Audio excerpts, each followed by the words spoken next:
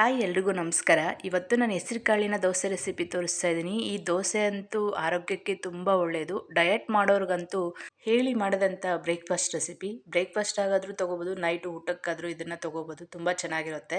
ಇದು ಮೇಲ್ಗಡೆ ಕ್ರಿಸ್ಪಿಯಾಗಿ ಸಖತ್ ಟೇಸ್ಟಿಯಾಗಿರುತ್ತೆ.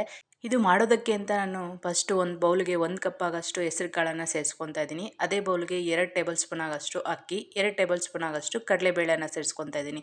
ಇದನ್ನು ಸೇರಿಸಾದ್ಮೇಲೆ ಇದನ್ನು ಒಂದು 3ರಿಂದ 4 ಸಲ ಚೆನ್ನಾಗಿ ವಾಶ್ ಮಾಡ್ಕೋಬೇಕು. ಇದನ್ನು ಒಂದು 3ರಿಂದ 4 ಸಲ ಚೆನ್ನಾಗಿ ತೊಳ್ಕೊಂಡಾದ್ಮೇಲೆ ಇದಕ್ಕೆ ನೆನೆಯೋಕ್ಕೆ ಎಷ್ಟು ನೀರು ಬೇಕೋ ಅಷ್ಟನ್ನು ಸೇರಿಸ್ಕೊಂಡು ಇದನ್ನು ನೈಟ್ ಪೂರ್ತಿ ನೆನೆಯೋಕ್ಕೆ ಬಿಡಬೇಕು.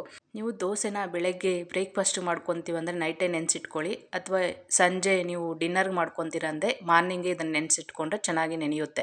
ನೋಡಿ, ನಾನು ಬೆಳಗ್ಗೆ ಬ್ರೇಕ್ಫಾಸ್ಟಿಗೆ ಅಂತ ರಾತ್ರಿನೇ ನೆನೆಸಿಟ್ಕೊಂಡಿದ್ದೀನಿ. ನೋಡಿ ಎಷ್ಟು ಚೆನ್ನಾಗಿ ನೆಂದಿದೆ ಅಂತ ಬೆಳಗ್ಗೆ ಅಷ್ಟೊತ್ತಿಗೆ. ಇದನ್ನು ಒಂದು ಸಲ ಚೆನ್ನಾಗಿ ತೊಳ್ಕೊಂಡು ಈ ನೆಂದಿರೋ ಕಾಳನ್ನು ಮಿಕ್ಸಿ ಜಾರ್ಗೆ ಸೇರಿಸ್ಕೊತಾ ಇದ್ದೀನಿ.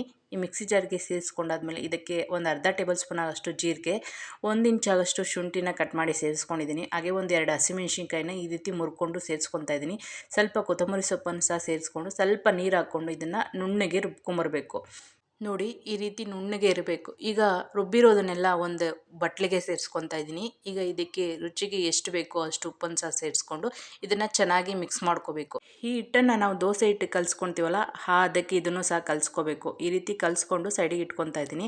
ಈಗ ಸ್ಟವ್ ಮೇಲೆ ಹೆಂಚಿಟ್ಬಿಟ್ಟು ಹೆಂಚು ಸ್ವಲ್ಪ ಬಿಸಿ ಆದಮೇಲೆ ಹೆಂಚಿಗೆ ಹಿಟ್ಟನ್ನು ಸೇರಿಸ್ಕೊತಾ ಇದ್ದೀನಿ. ಹಿಟ್ಟನ್ನು ಸೇರಿಸಾದ್ಮೇಲೆ ಇದನ್ನು ತೆಳ್ಳಗೆ ಸ್ಪ್ರೆಡ್ ಮಾಡ್ಕೋಬೇಕು. ಈ ದೋಸೆ ಹಿಟ್ಟನ್ನು ತೆಳ್ಳಗೆ ಸ್ಪ್ರೆಡ್ ಮಾಡಿಕೊಂಡ್ರೆ ಮಾತ್ರ ದೋಸೆ ಗರಿ ಗರಿಯಾಗಿ ಬರುತ್ತೆ. ನೀವು ದೋಸೆ ಹಿಟ್ಟನ್ನು ಏನಾದರೂ ದಪ್ಪಕ್ಕೆ ಹಾಕ್ಕೊಂಡ್ರೆ ದೋಸೆ ಬಂದು ನಿಮಗೆ ಸಾಫ್ಟಾಗಿ ಬರುತ್ತೆ. ಗರಿ ಗರಿಯಾಗಿ ಬರಬೇಕಂದ್ರೆ ಇದನ್ನು ತುಂಬ ತೆಳ್ಳಗೆ ಸ್ಪ್ರೆಡ್ ಮಾಡ್ಕೊಳ್ಳಿ. ದೋಸೆನ ಬೇಯಿಸ್ಕೋಬೇಕಾದ್ರೆ ಉರಿಯನ್ನು ಮೀಡಿಯಂ ಫ್ಲೇಮಲ್ಲಿ ಇಟ್ಕೊಂಡು ಬೇಯಿಸ್ಕೊಳ್ಳಿ. ದೋಸೆ ಹಾಕಾದ್ಮೇಲೆ ಇದಕ್ಕೆ ಸ್ವಲ್ಪ ಮೇಲ್ಗಡೆ ಎಣ್ಣೆ ಅಥವಾ ತುಪ್ಪನಾದರೂ ಹಾಕ್ಕೊಳ್ಳಿ. ನಾನು ಎಣ್ಣೆನ ಹಾಕ್ಕೊಂಡಿದ್ದೀನಿ. ಹಾಗೆ ಸ್ವಲ್ಪ ಈರುಳ್ಳಿನ ಸಹ ಹಾಕ್ಕೊಂಡು ಇದು ಗರಿಗರಿ ಆಗೋವರೆಗೂ ಚೆನ್ನಾಗಿ ಬೇಯಿಸ್ಕೊಂಡಿದ್ದೀನಿ.